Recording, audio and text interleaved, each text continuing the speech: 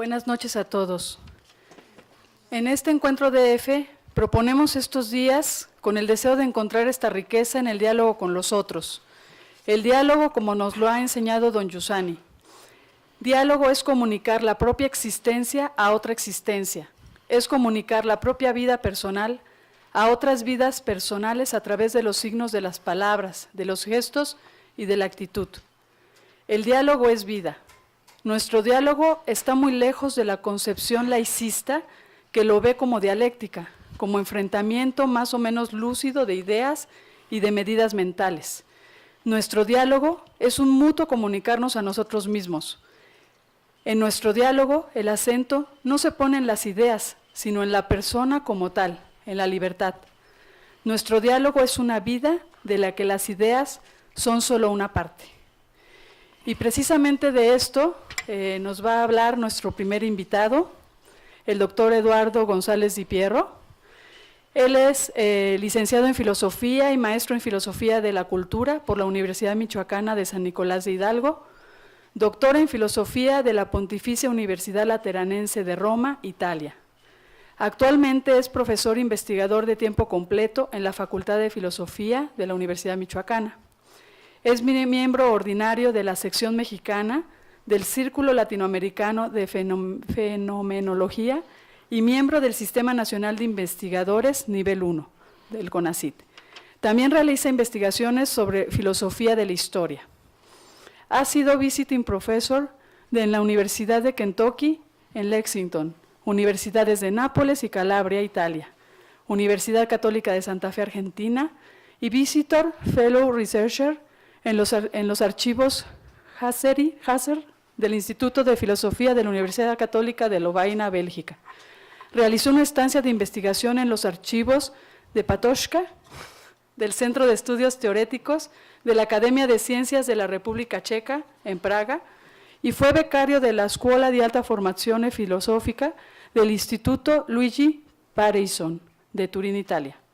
Ha publicado libros de la persona a la historia, Antropología Fenomenológica y Filosofía de la Historia en Edith Stein, y también José Gauss, Historicismo y Cultura en México. Damos la más cordial bienvenida al doctor Eduardo González Di Pierro.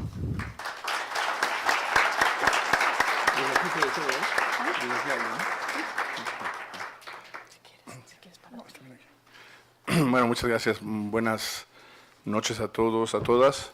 Gracias, Diana, por la generosa presentación.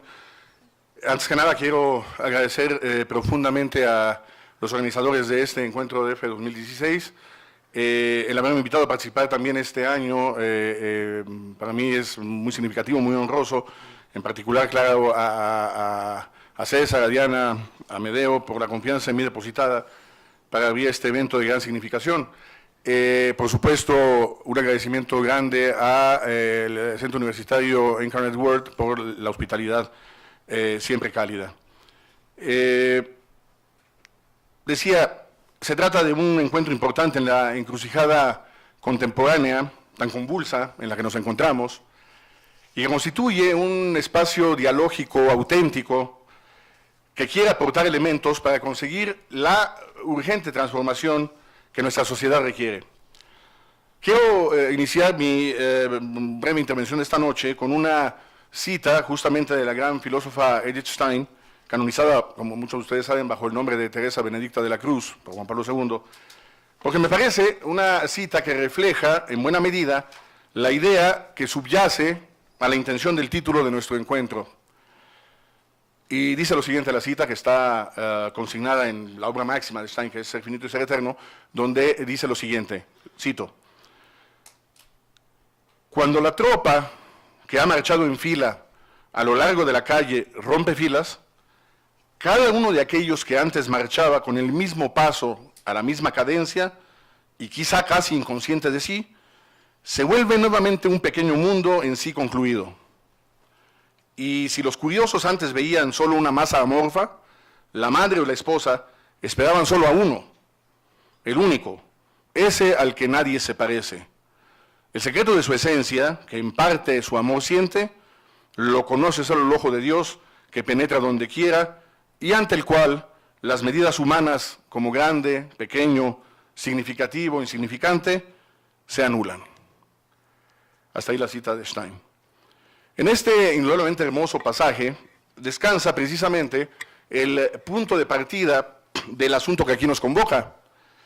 La unicidad y la irrepetibilidad de la persona humana, que por ello constituye un valor en sí mismo. Ese es ya el tema central.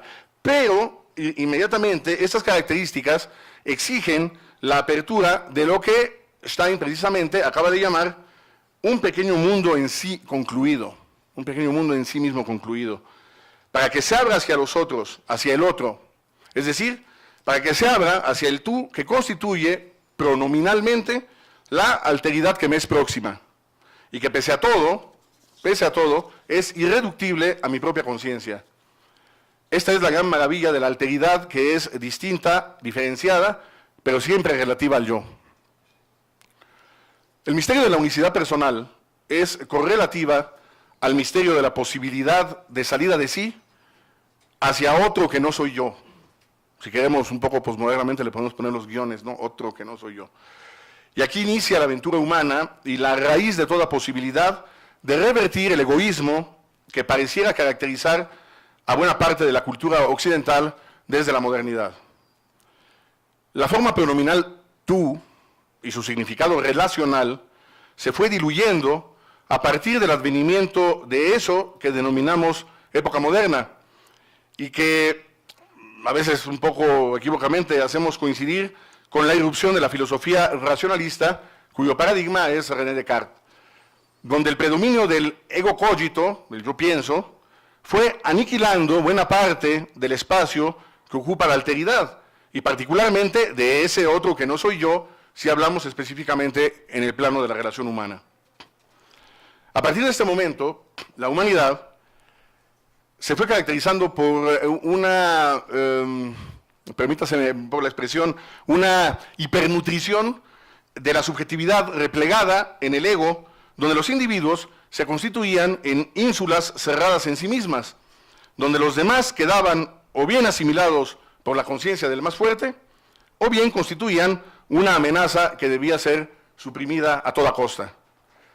Esto lo podemos encontrar en varias de las etapas filosóficas y por lo tanto también culturales de la llamada modernidad. Hasta llegar, digamos, a instancias casi monstruosas en el caso, por ejemplo, de Hegel, ¿no? Donde el otro solo puede ser concebido como mi enemigo mortal.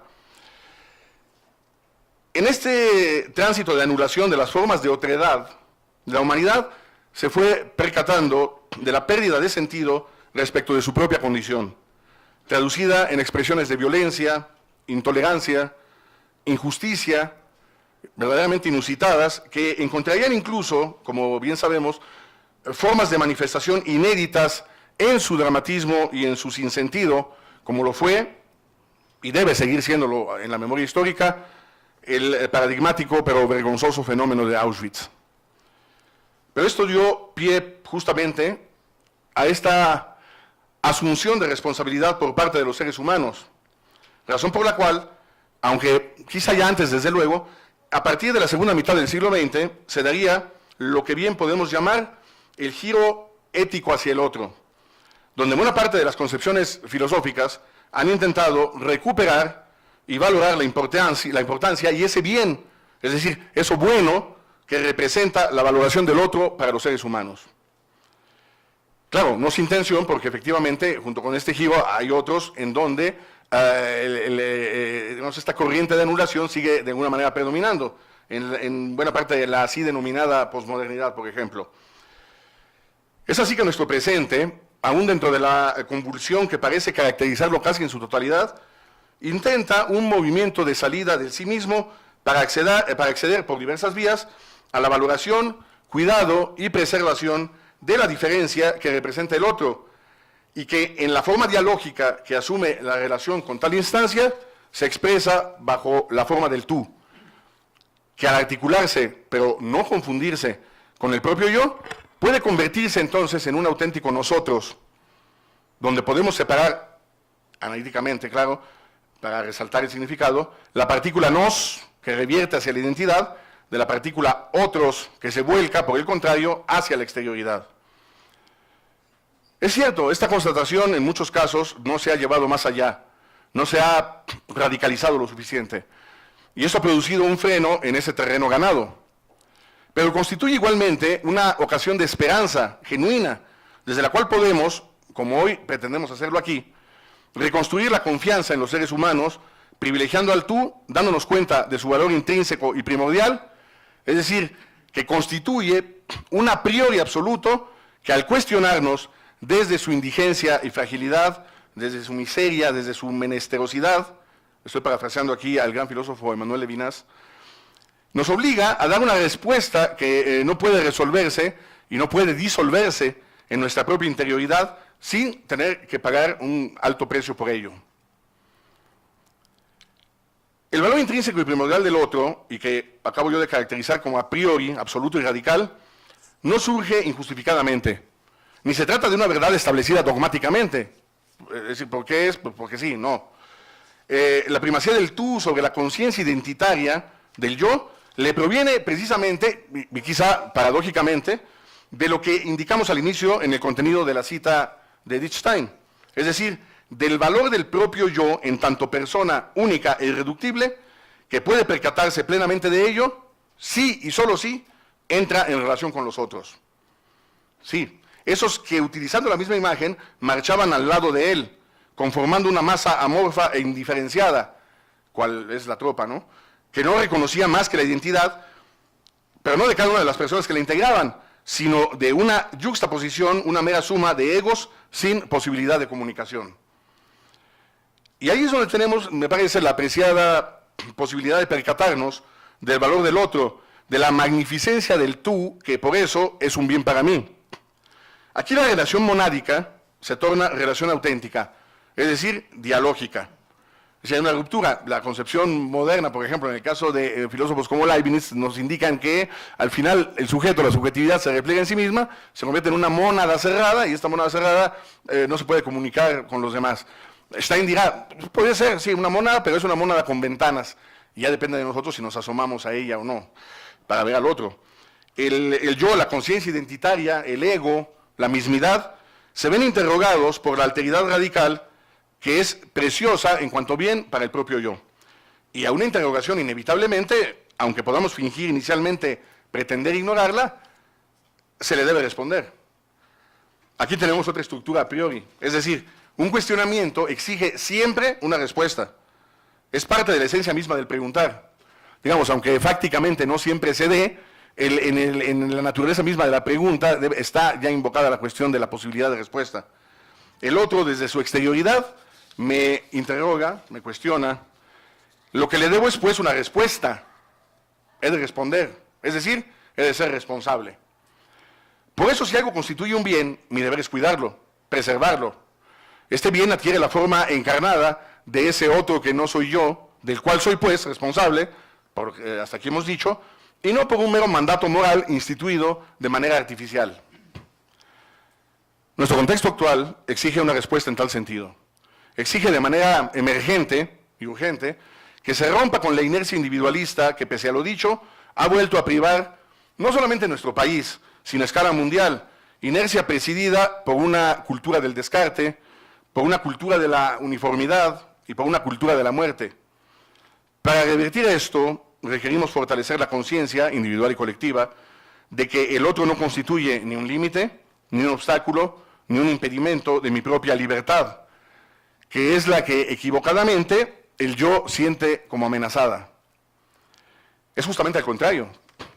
Debido a que la valoración del otro en esa dimensión del tú me vuelve inexorablemente responsable, porque he de responderle, como dijimos, afirma necesariamente el valor de mi propia libertad.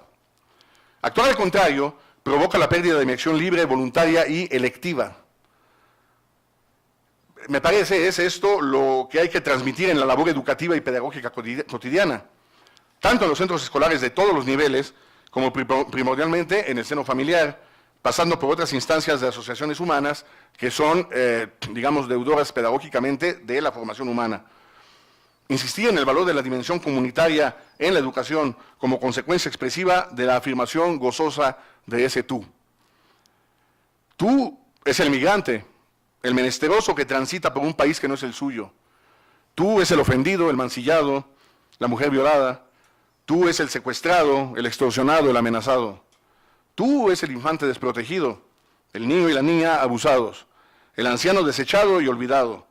Pero también, y esto constituye una dimensión que nos ha de conducir a una reflexión profunda, tú es el asesino y el ladrón. Tú es el narcotraficante y el secuestrador. Tú es el violador y el golpeador en el seno familiar.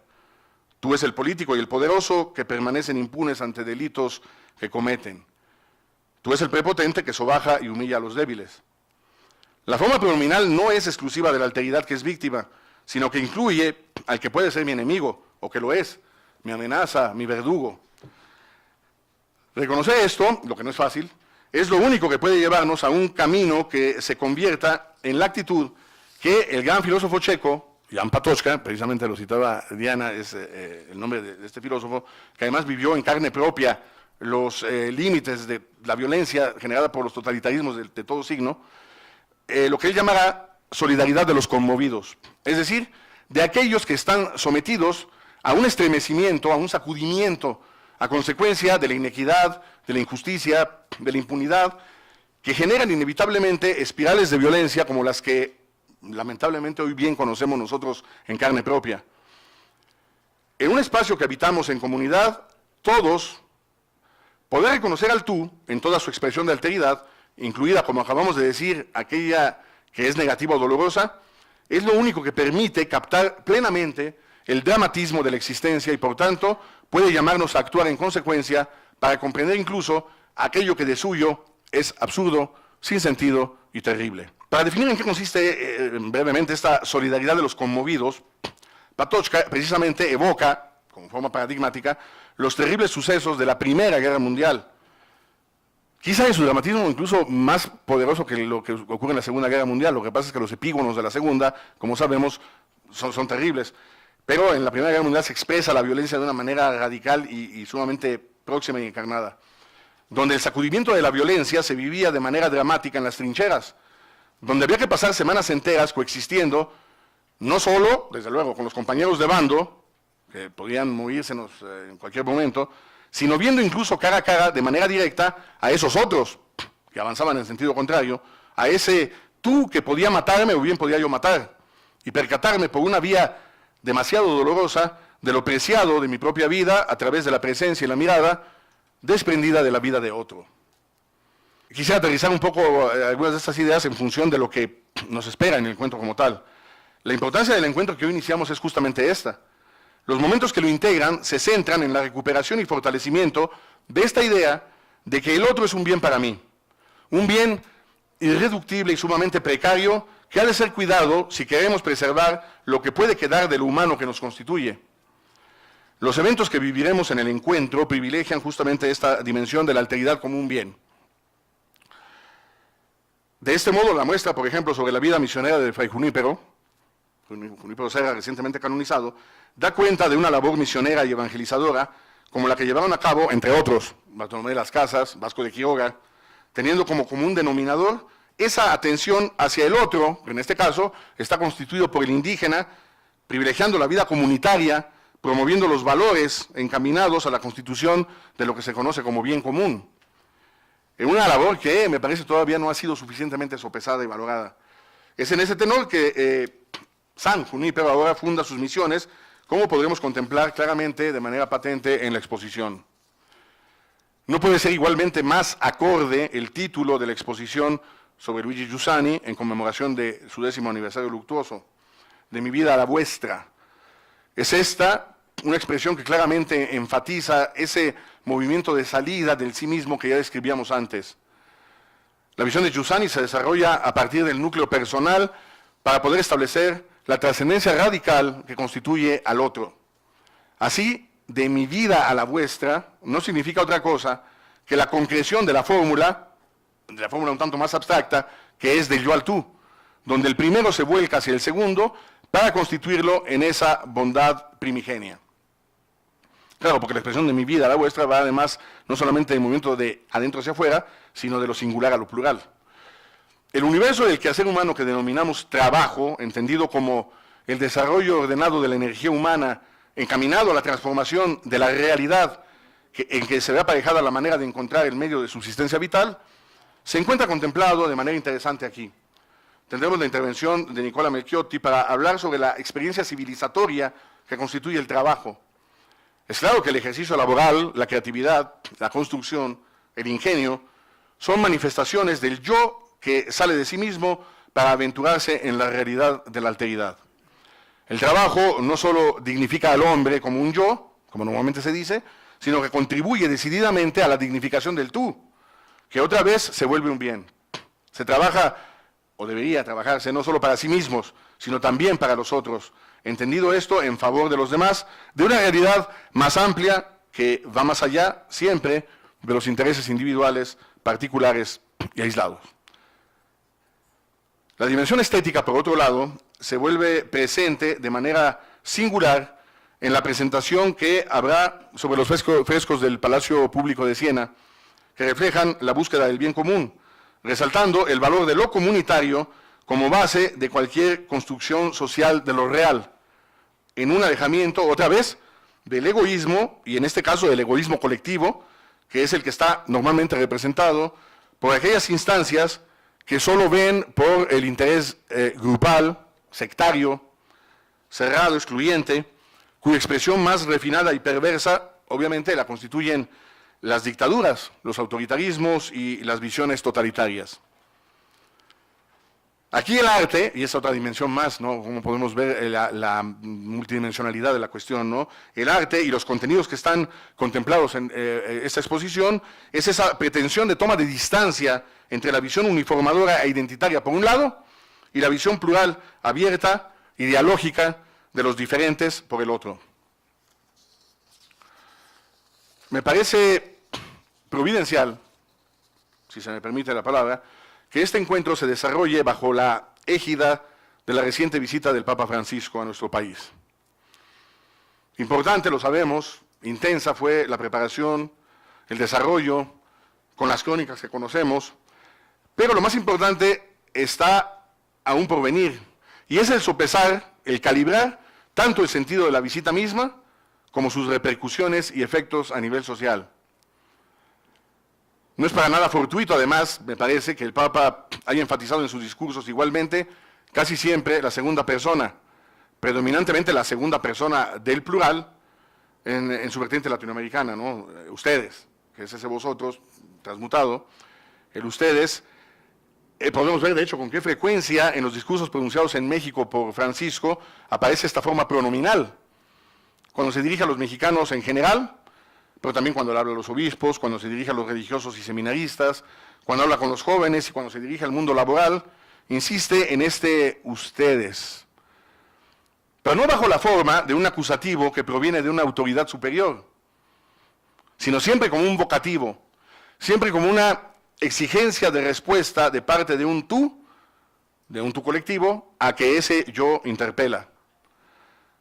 De ese modo, el llamado papal vuelve responsables a las dos instancias, al yo que exige la respuesta y al tú que responde. En que este último queda de esta manera, otra vez, afirmado en el sentido de un bien, en el sentido de una positividad respecto del ego. Por eso creo que será central escuchar con atención el diálogo que en la mesa panel que sostendrán las personas, Guillermo Hurtado, filósofo, Jorge Trasloceros, historiador, Fanny del Río, escritora. Conociéndolos a ellos, además de manera personal, puedo garantizar que esto va a responder de una manera inusitada a la cuestión que nos atañe. A propósito de los ecos que ha dejado la visita papal y, digamos, su significación, sus implicaciones y sus retos. Este diálogo será sin duda el núcleo quizás central de la temática alrededor de la cual gira el encuentro. Y es que se genera además con el trasfondo, con otro trasfondo, que es la exhortación apostólica Amoris Laetitia, documento que es un prodigio de exaltación del tú en la dimensión amorosa que al respecto es sin duda privilegiada, donde paradigmáticamente puede verse que respecto del yo, el tú constituye un bien supremo, cargado por ello de una sacralidad que emana de la condición radical que es el cuestionamiento que el alter genera respecto del ego, y lo cual se puede ver muy bien, por ejemplo, en el caso del amor de diferentes niveles entre las personas, y de manera muy fuerte el amor esponsal. Nos auguramos pues un encuentro bajo el signo de una alteridad concreta representada por el tú. La fuerza de este pronombre proviene de su inconmensurable valor como un don preciado que nos es confiado y del que hemos de responder. Lo que parece ser evidente para las relaciones de paternidad, filialidad, amistad y afinidad, debe ser extendido a las relaciones incluso de extrañeza, enemistad y separación. Así como los hijos nos son confiados y somos responsables de ellos, especialmente en las fases de mayor indefensión y vulnerabilidad, cualquier otra expresión del tú ha de ser tratada análogamente. Fácil desde luego no es, pero el esfuerzo vale la pena porque conduce directamente a la posibilidad de constituir comunidades humanas más justas, más equitativas, con menos violencia y menos desigualdad. Y además porque hemos podido constatar que hay quien logra llevar a cabo esto. Finalmente termino diciendo que se nos repropone aquí el episodio bíblico de Moisés ante la zarza ardiente y la respuesta ante la pregunta mosaica, ¿no? De ¿quién eres? Esa pregunta que es respondida de manera críptica pero al mismo tiempo poderosa: yo soy el que es, yo soy el que soy. Ahí se instaura la posibilidad del diálogo porque esta afirmación es lanzada por Dios para provocar una respuesta, no para que quede satisfecha la pregunta simplemente y quede encerrado en sí mismo. Se instaura la posibilidad del diálogo justamente porque se provoca esta respuesta. La respuesta debe ser la respuesta de un tú que al afirmar al que es, se afirma a sí mismo y afirma a ese que es como otro que es, a su vez un tú. Nos auguramos pues que en el difícil contexto contemporáneo, aciago y convulso, como he dicho, sepamos todos afirmar la forma pronominal del tú como la instancia que orienta cualquier trascendencia y por ende la única que puede darnos esperanza ante los escenarios más desalentadores, ante los escenarios más catastróficos, para que la negatividad y las distintas formas de la hibris contemporánea y las manifestaciones del mal no tengan la última palabra. Les agradezco mucho que me hayan escuchado. Gracias.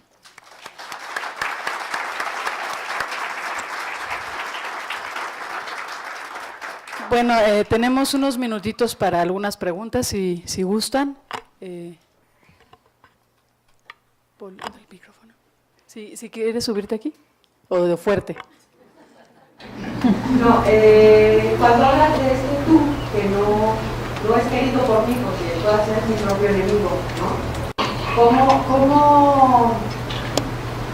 ¿Cómo mirar realmente la consistencia de este tú, por lo que va de este tú, aunque ¿cuál sería? Sí. Claro, es uno de los momentos más álgidos, ¿no? Y lo reconozco, pero yo creo que si queremos recuperar una dimensión cristiana del asunto, tenemos inevitablemente que volver a poner en juego esta cuestión, ¿no? Digamos, de ese otro que es mi prójimo, a pesar de cualquier otro tipo, digamos, de connotación, porque digamos, hablando en términos contemporáneos, en mi zona de confort, claro que yo considero al otro, a mi hermano, mi madre, mi padre, si tengo buena relación, mis amigos, ahí es bastante fácil, ¿no? En determinado momento y aún así hay conflictos, pero ¿qué pasa cuando, y sobre todo en un contexto como el nuestro, ¿no? Que es muy complejo, resulta casi, bueno, complicado, ¿no? Esa cuestión, digamos, de aplicar realmente el perdón en sentido, por ejemplo, cristiano, para hablar de una categoría, cuando tenemos esto. Sin embargo, me parece que de todas maneras eso no está peleado, es decir, yo puedo, digamos, tener esos sentimientos de negatividad respecto de ese otro, pero en la afirmación del tú, de alguna forma, puede darse la posibilidad de un reconocimiento mayor de la cuestión, es decir, resulta de una complejidad abismante, pero es la única posibilidad tal vez de que efectivamente las cuestiones se puedan restaurar. Es decir, uno tiene que tratar de comprender incluso las razones o las sinrazones de otro de la manera por la cual actúa, sin poder justificar la acción misma como tal, ¿no? Es decir, es injustificable, para poner uno de los casos más quizá dramáticos o radicales, ¿no? El abusar de un niño, ¿no? Por ejemplo, o sea, sin embargo, eso tiene detrás una serie de connotaciones que uno tiene que tratar de, y no simplemente desechar a priori. O sea, tiene uno que tratar de aproximarse a eso que nosotros llamamos mal, porque si no, haríamos un poco como los avestruces, ¿no? Metemos la cabeza y bueno, una de dos, o la ley del talión, o bien que se encargue quien se tenga que encargar del asunto. El mirar a otro bajo este punto de vista, y lo digo porque ahora que evocaba un poco la cuestión de la experiencia de Patočka, que puede ser muchos otros, que vivieron, por ejemplo, en carne propia, en los campos de concentración, el estar viendo a otros que no los veían a ellos ni siquiera como humanos. Como Emmanuel Levinas, que fue prisionero en un campo de concentración, narra, entre otras cosas, entre otras muchas, igual que lo hace Frankl, Primo Levi, en fin, varios de ellos, narra cómo el no sentirse humano, a pesar de saberse no sentirse humano, se debía a que en el campo de concentración prácticamente nadie lo veía, por ejemplo, a él dice, yo en mi concentración no me veía nadie a mí como un ser humano. Mis compañeros estaban en un estado de indigencia tal que la mayor parte de ellos estaban prácticamente como zombies, ¿no? Y no nos veíamos nosotros con mirada humana que reafirmara nuestra propia identidad. El caso de los carceleros y de los guardias nazis, menos, ¿no? La mirada era despreciable. Dice, paradójicamente, la única vez que yo sentía la mirada que me afirmaba como ser humano, como un tú, decía él, dice Levinas, era la de un pequeño perrito, de un perro que pasaba por el campo de concentración y se le quedaba viendo, ¿no? Y le movía la cola para que le diera algo de comer, que no podía darle porque no tenía ni para él, pero se iba y decía, y ahí sentía yo la mirada de un otro que me configuraba como ser humano y que no era humano, en ese plano. Eso le permitía acceder a una serie de cuestionamientos donde decía, aún así yo tengo que ver al otro, a ese otro que para mí es terrible, porque eran sus propios carceleros, verlo en una dimensión de tú, que es la única que podría de alguna manera resultar salvífica. Ahora, la cuestión de la práctica, por supuesto que no es cualquier cosa, pero eso no significa que no pueda hacerse. Nosotros sabemos perfectamente bien que en buena parte de las resoluciones conflictivas de algunas partes, en algunas sociedades, y no todas ellas cristianas, ¿no? El asunto se ha dado precisamente porque en este reconocimiento de la mirada de otro, a veces se impide, ¿no? El que se persiga, por ejemplo, la cuestión de la violencia. Simplemente, evocando los casos más típicos, ¿no? El caso creo que lo evocaba yo a propósito del encuentro pasado, pero en fin, el caso, por ejemplo, de Gandhi, ¿no? El caso de Gandhi, la resistencia pacífica, dice uno, bueno, que es imposible oponerse al Imperio Británico y toda su brutalidad y demás, sin hacer absolutamente nada que en reacción. Y sin embargo, la parte de la práctica de la no violencia, que consiste justamente en que el otro que me está pegando, que incluso amenaza con matarme y demás, el hecho de que yo le vea a los ojos antes del momento supremo en que me mate, porque puede ser que de todas maneras se dé, lo hace cuestionarse. Y esto lo testificaron una gran cantidad de los oficiales británicos cuando se acercaban a todos los hindúes ahí, que estaban todos semidesnudos, flacos y demás, muchos de ellos, y que los veían ahí a los ojos. Dice yo me sentía con una indefensión total de golpearlo, o sea, no me sentía capaz de poderlo seguir golpeando. Lo hacía por una especie ya de automatismo, de saber que a lo mejor... Y muchos de ellos dejaban de hacerlo. Por supuesto, esto no solucionó el que muchos de ellos murieran, y sin embargo, la India obtuvo la independencia en 1948. O sea, una cosa que no es menor. La cuestión es compleja, sin duda, pero yo creo que el intentarlo es importante. Por lo menos tratar de vislumbrar cuáles son las razones de ese otro. O sea, ¿por qué ese otro hace eso que hizo? O sea, ¿cuáles son las razones de ese otro para hacer eso que hizo? Ahora, claro, eso lo va de alguna manera disminuyendo en su nivel personal, pero no lo excluye de ser otro como yo. O sea, en ese sentido. Aunque se comporte de una manera en que yo no lo estoy haciendo, por lo menos hasta el momento. En ese sentido. No sé. Gracias. Pues bueno, nada más para recapitular ahí 2, 3 frases que me impactaron. Bueno, la primera es el título del encuentro, Tú eres un bien para mí. Cuando Eduardo decía, el otro me interroga, le debo una respuesta y por lo tanto soy responsable, ¿no? O sea, que ya la simple presencia del otro es un bien porque el otro me interroga. Dice, es ese otro que no soy yo, es diferente de mí, ¿no? Entonces, tener en cuenta esta diferencia es importante. Y esta también que es impactante, ¿no? El otro no constituye un obstáculo. ¿Cuántas veces no sentimos al otro como un obstáculo? En cambio, es ocasión de nuestro crecimiento también, los obstáculos que nos puede poner el otro, ¿no? Y la última cosa es, el otro me vuelve responsable porque afirma el valor de mi propia libertad, ¿no? Entonces, pues bueno, creo que nos quedamos un poquito con esta reflexión. Te agradecemos muchísimo, queremos darte un pequeño obsequio y una constancia de tu participación. Gracias.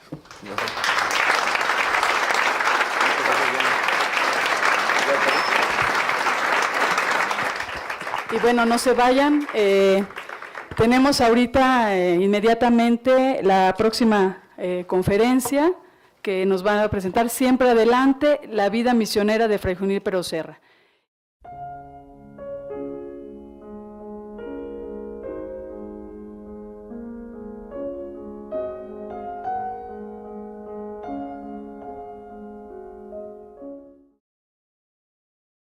De ideas y de medidas mentales. Nuestro diálogo es un mutuo comunicarnos a nosotros mismos.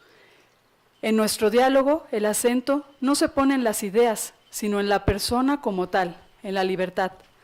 Nuestro diálogo es una vida de la que las ideas son solo una parte.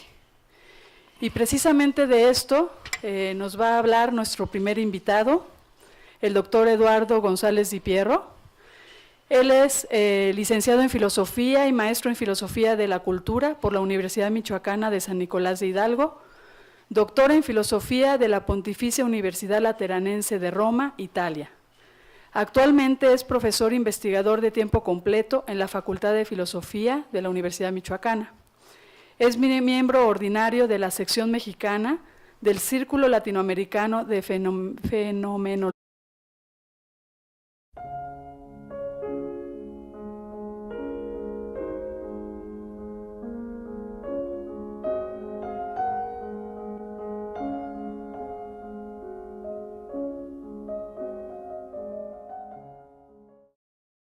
Buenas noches a todos.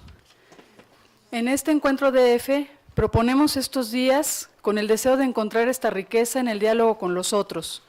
El diálogo como nos lo ha enseñado don Giussani.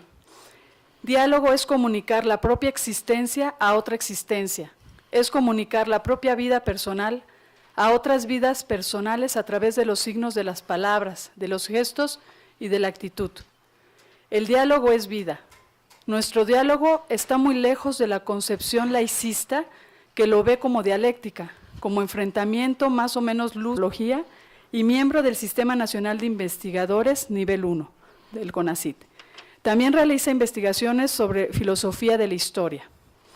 Ha sido visiting professor en la Universidad de Kentucky en Lexington, Universidades de Nápoles y Calabria, Italia, Universidad Católica de Santa Fe, Argentina, y Visitor Fellow Researcher en los archivos Hasser del Instituto de Filosofía de la Universidad Católica de Lovaina, Bélgica. Realizó una estancia de investigación en los archivos de Patočka, del Centro de Estudios Teoréticos de la Academia de Ciencias de la República Checa, en Praga, y fue becario de la Scuola di Alta Formazione Filosofica del Instituto Luigi Pareison, de Turín, Italia. Ha publicado libros de la persona a la historia, Antropología Fenomenológica y Filosofía de la Historia en Edith Stein, y también José Gauss, Historicismo y Cultura en México. Damos la más cordial bienvenida al doctor Eduardo González Di Pierro.